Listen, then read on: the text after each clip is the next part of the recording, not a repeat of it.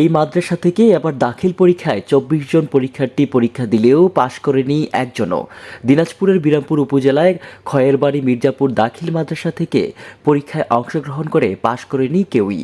নিয়মিত ক্লাস না নেওয়া সহ নানা অভিযোগ শিক্ষকদের বিরুদ্ধে। অন্যদিকে বিষয়টি খতিয়ে দেখে ব্যবস্থা নেওয়ার আশ্বাস উপজেলা শিক্ষা কর্মকর্তার। চলতি বছরের এসএসসি ও সমমানের পরীক্ষায় বিরামপুর খয়েরবাড়ি মির্জাপুর দাখিল মাদ্রাসা থেকে দাখিল পরীক্ষায় অংশগ্রহণ করেন ২৪ জন শিক্ষার্থী। এদের মধ্যে ৪ জন ছেলে আর ২০ জন মেয়ে পরীক্ষার্থী অংশগ্রহণ করে। তবে সম্প্রতি সেই দাখিল পরীক্ষার ফলাফল প্রকাশ হলে দেখা যায় মাদ্রাসা থেকে অংশগ্রহণকারী কোনো শিক্ষার্থী পাশ করতে পারেনি। এমন ঘটনায় আলোচনার জন্ম দিয়েছে মাদ্রাসাটি। তবে ফলাফল হতাশাজনক হওয়ায় চিন্তার ভাঁজ পড়েছে শিক্ষার্থী ও অভিভাবকদের কপালে। তাদের দাবি, নিয়মিত ক্লাস না নেওয়া, স্কুলে শিক্ষক উপস্থিতি না থাকা ফলাফল এমন হওয়ার কারণ। দাখিল মাদ্রাসা 2024-এ আমি পরীক্ষা দিই। আর আমার পরীক্ষা যেভাবে আমি দিয়েছি 4.50 ওইদিকে থাকার কথা ছিল, কিন্তু পরীক্ষাতে ফেল আসবে আমি এটা কল্পনা করতে পারি। কিন্তু পরীক্ষার রেজাল্ট যখন দিল ফেল আসছে। জানি না তো বোর্ডে ওদের সাথে কি গন্ডগোল হয়েছে না কি হয়েছে, আমরা তো কিছু জানি না। আমরা ভালোভাবে পরীক্ষা দিয়ে এসেছি, আশা করি যে ভালো ফলাফল আসবে, পরীক্ষার রেজাল্ট ভালো আসবে। কিছু না, তারপর পরীক্ষার রেজাল্ট যখন আসলো 24 জন ছাত্রছাত্রীরা সবাই ফেল।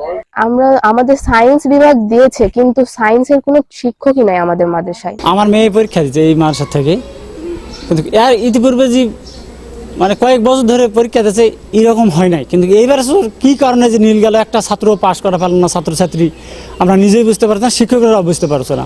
তো 24টা ছাত্র দিয়েছে পরীক্ষা, বুঝলেন?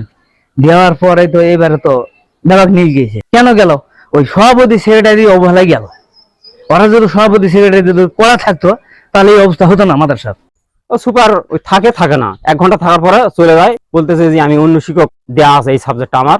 আমি বলছি সমস্যা নাই, না হলে পার্ট টাইম শিক্ষক রাখেন। বলছে টাকা কোথা থেকে হবে, সভাপতিকে ডাকেন, সভাপতিকে ডাকার পরে ব্যবস্থা করেন, টাকা মাদ্রাসা ফান্ড থেকে দেওয়া হবে। তবে সব দোষ উড়িয়ে দিয়ে শিক্ষার্থী আর কারিগরি ত্রুটির উপরে দায় চাপালেন মাদ্রাসার সুপার। সেই রেজাল্টে যখন বের হয়ে যায় তখন আমি লক্ষ্য করি যে আমার প্রতিষ্ঠান থেকে 24 জন পরীক্ষার্থী অংশগ্রহণ করে।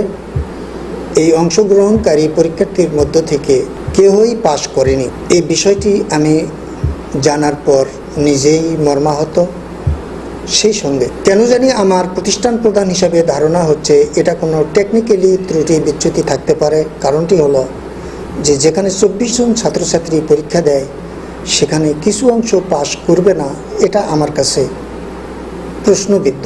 আর এদিকে সবাই অকৃতকার্য হওয়ায় এই প্রতিষ্ঠানের বিরুদ্ধে ব্যবস্থা নেওয়ার আশ্বাস উপজেলা মাধ্যমিক শিক্ষা অফিসারের। 24 জন কিন্তু রেজাল্ট হলো 0, সেটা ঠিক আছে। এবং কেন হয়েছে এটা আমরা ওনাকে কারণ দর্শনের নোটিশ দিয়েছি। এখন দেখা যাক উনি কি জবাব দেয়, কিন্তু তার আগে তো আমি বলতে পারতেছি না। তো আমরাও এই রেজাল্টে হতাশ। যে ওনার ছাত্রদের রোল নাম্বার ভুল করলো না পরীক্ষায় ভালো দিল না কি কারণে, এটা এখন বলা যাবে না। তবে ওনার ব্যাখ্যা পাওয়ার পরে আমি বলতে পারবো। এই হলো এক। আমরা ওরকম ওনাকে কালকে প্রশ্ন করেছিলাম, তো উনি বললো যে স্যার কেন ফেল করলে এখনো তো বলতে পারবে, কিন্তু আমাদের নিয়ম অনুযায়ী আমরা ওনাকে শোকজ করছি। হ্যাঁ, জানতে চেয়েছি যে যার ওটা জবাব দেওয়ার পরে আমরা তারপরে আমাদের কর্তৃপক্ষের কাছে আমরা বিষয়টা অবগত করলাম। আর উনি কি কি পরবর্তীতে ভালো রেজাল্ট করার জন্য বা এই ধরনের ঘটনা যেন না ঘটে সেই ক্ষেত্রে কি কি পদক্ষেপ নিয়ে সেটা আমরা ওনার কাছে শুনবো। যদি আরো কোনো আমাদের মোটিভেশন লাগে আমরা হয়তো করতে পারি। 1965 সালে মাদ্রাসাটি প্রতিষ্ঠা হওয়ার পর থেকে বরাবরই ফলাফল ভালো থাকলেও এবারই এমন ঘটনা প্রতিষ্ঠানের।